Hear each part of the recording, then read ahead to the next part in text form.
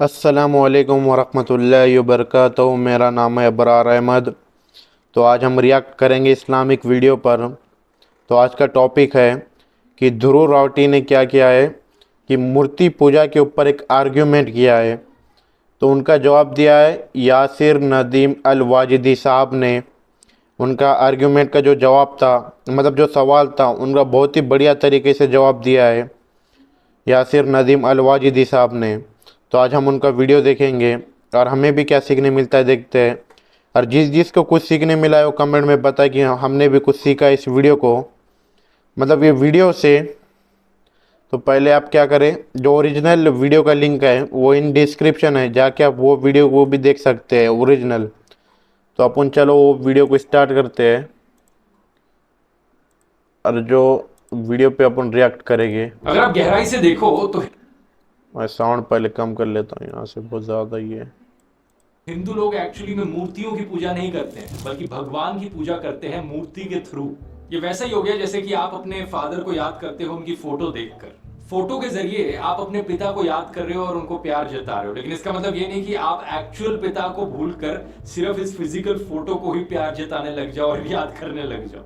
Similarly ہر ہندو جانتا ہے کہ یہاں پر مورتی کے ذریعے بھگوان کی پوجا کری جا رہی ہے، ایکچولی میں اس فزیکل مورتی کی پوجا نہیں کری جا رہی ہے۔ اس چیز کا ایک اچھا جواب آچاریہ پرشانت جی نے دیا تھا جب میں نے ان کے ساتھ بات کری تھی۔ مورتی جو ہے وہ ایک سفل پریوگ رہا ہے۔ مورتی امورت تک جانے کا ایک اچھا سادھن رہی ہے، اور جب مورتی پوجا کی جاتی ہے تو اس میں کبھی نہیں کہہ دیا جاتا کہ مورتی ستیہ ہے۔ اس میں یہی کہا جاتا ہے کہ مورتی کے مادھیم سے میں ستیہ میں پرویش کروں گا، ساکار کے مادھیم سے میں نراکار میں پرویش کروں گا۔ یہ جو ایک طرح کا ہندوؤں میں ایک مسکنسیپشن ہے، اس کو کلیئر کرنا بہت ضروری ہے۔ یہ جو کہا نا، آپ اپنے باپ کی تصویر دیکھ کر باپ کو یاد کرتے ہیں، ہم مورتی دیکھ کر خدا کو یاد کرتے ہیں۔ میں ایک سوال کرتا ہوں، اگر ایک آدمی اپنے باپ کی تصویر کی جگہ گدھے کی تصویر دیکھ کر باپ کو یاد کرے تو کیا یہ باپ کی توہین نہیں؟ بالکل یقیناً توہین ہے۔ باپ کی توہین، کیونکہ باپ کی جو تصویر ہے، جیسی تصویر ہے اسی کو تو دیکھنا چاہیے نا۔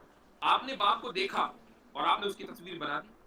آپ نے باپ کو دیکھا، آپ نے فون سے اس کا فوٹو لے لیا، باپ کے مرنے کے بعد آپ اس کو فوٹو کو دیکھ کر باپ کو یاد کرتے ہیں، سمجھ میں آتا ہے کیونکہ تصویر اسی کی ہے۔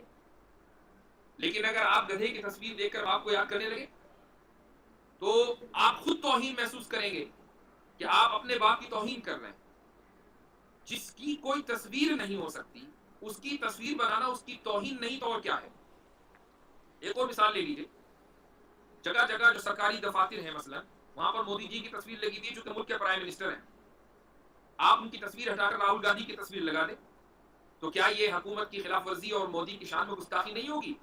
جتنے بالکل مودی ہوگی۔ ہوں گے وہ کہیں گے کہ بھائی ٹھیک ہے، راہل نے بھی داڑھی رکھی ہوئی ہے، مودی نے بھی داڑھی رکھی ہوئی ہے، اس کا مطلب یہ نہیں کہ راہل گاندھی کو کی تصویر مودی کی جگہ لگا دی جائے۔ مودی کی تصویر مودی کی تصویر ہے، راہل گاندھی کی تصویر راہل گاندھی کی تصویر ہے۔ آپ ایک انسان کی تصویر دوسرے انسان کی نہیں بنا سکتے، تو جس کی کوئی تصویر ہو ہی نہیں سکتی، جس کا کوئی شیپ نہیں، کوئی فارم نہیں، اس کی تصویر بنانے کا کیا مطلب؟ اور یہ تو بھی خدا ہے۔ بہت سی چیزیں اور تصورات ایسے ہیں کہ جن کی آپ صبح قیامت تک تصویر نہیں بنا سکتے۔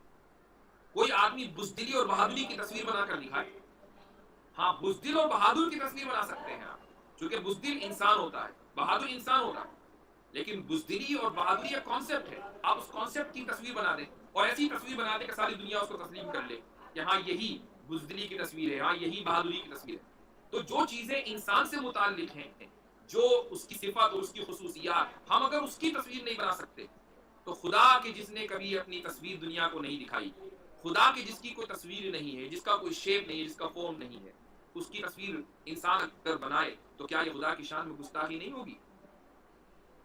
اچھا، اب دھورب راٹھی اپنی اس بات کو جسٹیفائی کرنے کے لیے ساتھ میں یہ بھی کہتے ہیں، دیکھیے ان کے کامنٹ میں، some Muslims saying that how can there be idol of God when he has no body۔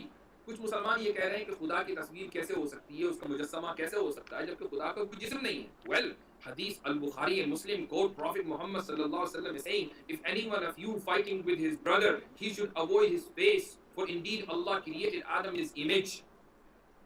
ایک حوالہ انہوں نے یہ دیا، دوسرا حوالہ یہ دیا قرآن 38:75 God Allah says, "O Iblis, what prevented you from prostrating yourself before him," meaning Adam, "whom I created with my 2 hands? Did you become too proud, or have you always been arrogant?" یہاں انہوں نے ایک حدیث اور ایک آیت کا حوالہ دیا ہے. سب سے پہلے آیت کو لے لیتے ہیں. آیت میں کہ I created Adam with my 2 hands. اس سے وہ یہ ثابت کرنا چاہ رہے ہیں کہ خدا کے ہاتھ ہیں. جب ہاتھ ہیں تو پھر باڈی ہے. تو یہ جو آیت ہے اس کے تعلق سے اس کی وضاحت کرنا ضروری ہے. یہ آپ کے سامنے جو اسکرین شاٹ ہے اس وقت یہ تفسیر قرطبی کا ہے اور بڑی کلاسیکل تفسیر ہے. اس میں اس آیت کے معنی بیان کیے گئے لیکن جو چیز اہم ہے وہ میں آپ کو آخر میں بتاؤں گا. تو امام قرطبی یہ کہتے ہیں کہ اللہ سبحانہ و تعالی یہاں سے دیکھ سکتے ہیں فَخَاطَبَ النَّاسَ بِمَا يَعْرِفُونَهُ فِي تَعَامُلِهِمْ. اللہ تعالیٰ لوگوں سے اس انداز میں بات کرتا ہے جس انداز کو وہ جانتے اور سمجھتے ہیں.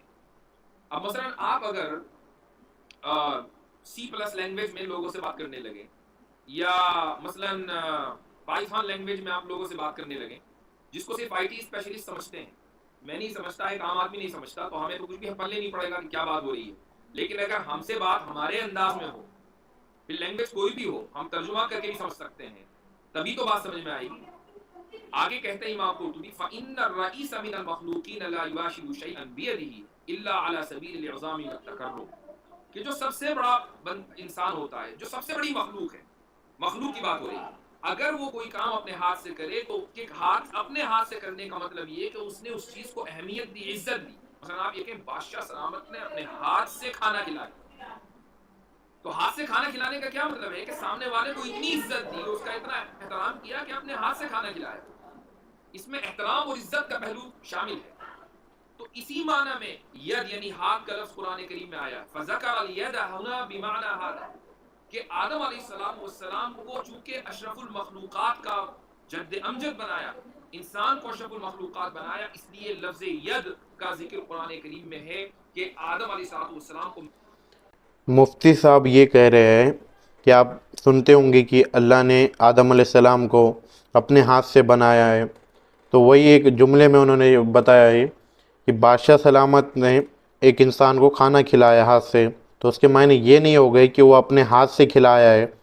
وہ اس کا کہنے کا مطلب یہ ہے کہ وہ کہہ رہے ہیں کہ ہاتھ سے کھلایا, تو اس کا معنی کیا ہے کہ وہ اپنے گھر پر جب بلا کے جو عزت اور احترام سے کھانا کھلایا ہے تو اس کو ویسا ہی بولیں گے نا, مطلب بولنے کا طریقہ ہے وہ کہ ہاتھ سے کھلایا, تو اس کا یہ نہیں ہوگا کہ وہ اپنے ہاتھ سے کھلایا ہے.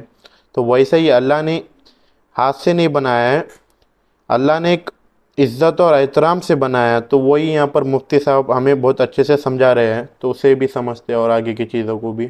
میں نے اپنے ہاتھ سے بنایا, اتنے احترام اور ان کو دیا اور اتنی عزت دی, اور تم ان کے سامنے نہیں جھک رہے ہو. یہ آیت کا مطلب ہے. آگے مجاہد کہتے ہیں, مجاہد بہت مشہور مفسر و تابعی ہیں, وہ یہ کہتے ہیں الید ھا ھنا بمعنی التأکد والصلہ, کہ ید کا یعنی ہاتھ کے جو معنی اس آیت میں ہے وہ ایمفسائز کے لیے. اس کے معنی یہ ہے کہ میں نے ہی بنایا, لما خلقت انا, میں نے ہی آدم علیہ السلام کو بنایا, کسی اور نے نہیں بنایا. جب میں نے ہی بنایا تو اے شیطان تیری ہمت کیسے ہوئی کہ تو ایروگنس اور تکبر اختیار کرے. آگے اگلی لائن میں لکھا ہوا ہے وَقِيلَ التَّشْبِيهُ فِي الْيَدِ فِي خَلْقِ اللَّهِ تَعَالَى دَلِيلٌ عَلَى أَنَّهُ لَيْسَ بِمَعْنَى النِّعْمَةِ وَالْقُوَّةِ وَالْقُدْرَةِ وَإِنَّمَا هُمَا صِفَتَانِ مِنْ صِفَاتِ ذَاتِهِ تَعَالَى. یہ ایک اور اپروچ ہے جو اہل سنت والجماعہ میں ہے, وہ یہ کہ ید کے معنی یہاں پر نعمت کی قدرت کے نہیں ہے, بلکہ ید ایک صفت ہے خدا کی, ایک کوالٹی ہے, اور وہ کوالٹی کیسی ہے, اس کی حقیقت کیا ہے, یہ دنیا کو نہیں معلوم. ایک اور اوپینین وَقِيلَ أَرَادَ بِالْيَدِ الْقُدْرَةِ, ید سے مراد یہاں پر قدرت ہے, یعنی خدا یہ کہہ رہا ہے میں نے اپنی قدرت سے بنایا. کہا جاتا ہے عربی زبان میں یہ کہاوت ہے مَا لِي بِهَذَا الْأَمْرِ يَدٌ, مجھے اس کام کے کرنے پر کوئی قدرت نہیں. یدن کا لفظ, ہاتھ کا لفظ عربی کہاوت میں استعمال ہوا. ایک اور شعر کا ایک ٹکڑا ہے جو امام قرطبی پیش کر رہے ہیں, وہ کہہ رہے ہیں وَمَا لِي بِالْحَمْلِ الثَّقِيلِ يَدَانِ, اس بوجھ کو اٹھانے کے میرے پاس ہاتھ نہیں ہے. ایک آدمی جس کے ہاتھ ہیں وہ یہ کہہ رہا ہے کہ میرے پاس ہاتھ نہیں ہے, یعنی میرے پاس اس بوجھ کو اٹھانے کی قدرت نہیں ہے. شاعر یہ کہتا ہے کہ تحملت, آخری لائن, تحملت من عفراء ما ليس لي به ولا للجبال الراسيات يداني, کہ میں نے افرا اپنی محبوبہ کے تعلق سے کہہ رہا ہے کہ میں نے افرا کے لیے ایسے ایسے بوجھ برداشت کیے کہ جو میری قدرت بلکہ پہاڑوں کی قدرت کے باہر تھے. وما للجبال الراسیات یدان، یدان کا لفظ یعنی ہاتھوں کا لفظ پہاڑوں کے لیے استعمال ہوا. تو یہ عربی زبان میں کامن ہے. اسی اعتبار سے قرآن کریم کے اندر بھی ید کا لفظ اللہ سبحانہ و تعالیٰ کے لیے استعمال ہوا ہے. اسی طریقے سے سورت کا لفظ صفت کے لیے استعمال ہوتا ہے کہ اللہ سبحانہ و تعالیٰ حدیث میں پایا کہ آدم کو اللہ نے اپنی صورت پر پیدا کیا، یعنی اللہ نے اپنی صفت کے اوپر پیدا کیا. جو صفات ہمارے اندر نوبل صفات ہیں وہ کہاں سے آئیں؟ وہ خدا کے پاس سے آئیں. تو اس سے ہرگز یہ ثابت نہیں ہوتا کہ خدا کی باڈی ہے. اور یہ جو میں نے آپ کو قرطبی کی بات بتائی اور میں نے کہا آخر میں بتانے والا ہوں اہم، وہ یہ ہے کہ آپ دیکھیں اتنے سارے 3-4 اقوال میں نے ذکر کیے، لیکن ان میں سے کوئی ایک بھی ایسا نہیں ہے جو یہ کہہ رہا ہو کہ ہاں جی خدا کی باڈی ہے. تو مسلمان اس بات پر متفق ہیں، علماء اس بات پر متفق ہیں، جو حدیث کو آپ سے زیادہ سمجھتے ہیں، جو قرآن کو آپ سے زیادہ سمجھتے ہیں، کہ خدا کی باڈی اور جسم نہیں ہو سکتا. چونکہ خدا خود ہی اس چیز کا اعلان کر رہا ہے. کیا اعلان کر رہا ہے؟ کہ لیس کمثلہ شیء، اس جیسی کوئی چیز ہے ہی نہیں. تو آپ جیسے ہی باڈی کا کوئی بھی تصور کریں گے تو اس کا مطلب یہ کہ آپ نے خدا کو مخلوق جیسا سمجھ لیا، جبکہ خدا مخلوق جیسا نہیں ہے. جب خدا خود ہی کہہ رہا ہے کہ اس کی کوئی مورت نہیں، اس کی کوئی تصویر نہیں، اس جیسا کچھ نہیں، اور آپ اس بات پر تلے ہوئے ہیں کہ نہیں خدا کے ہاتھ نہیں ہے، اس کا جسم بھی ہے، اس کی صورت بھی ہے، اس کی مورت بھی ہے، یہ چیز تو پھر اسلام کے خلاف ہے. اسی کو مس ریپرزنٹیشن کہا جاتا ہے.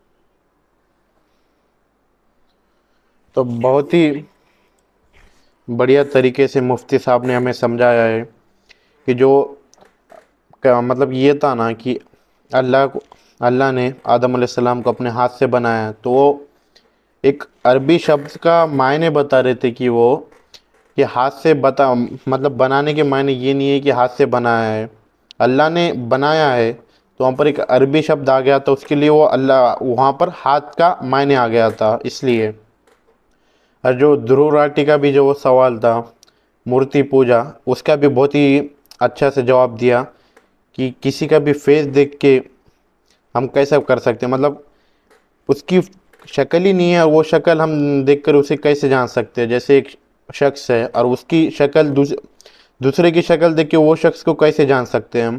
یہ بات ہی زمین ہے نا. اب میں ہوں تو میری تصویر دیکھ کے پہچانے جاؤں گا نا، اگر دوسرے کی تصویر دیکھ بتا کر میں کیسے پہچانے جاؤں گا؟ تو یہاں پر وہ بات ہی رانگ ہو جائے گی. تو مفتی صاحب نے بھی بہت بڑھیا سے سمجھایا. اس کے بعد اور ایک وہ چیز بھی بتائیے کہ جو بہت ہی لوگ پوچھتے ہیں نا کہ اللہ نے آدم علیہ السلام کو اپنے ہاتھ سے بنایا، تو اس کے بارے میں بھی مفتی صاحب نے بہت سارے جملے اور حدیثیں پڑھ کر سنائے، اور کچھ الگ الگ جو مفتی بڑے بڑے جو مفتی ہیں ان کے بھی جو لکھے والے لائنس ہے وہ بھی بہت بڑھیا طریقے سے سمجھائے کہ وہ معنی الگ ہے، وہ سمجھانے کے معنی ہے، وہ حقیقت کے مطلب جو ریئل چیز ہے وہ نہیں ہے، اس کو خالی بتا رہے ہیں وہ معنوں کے اندر سے.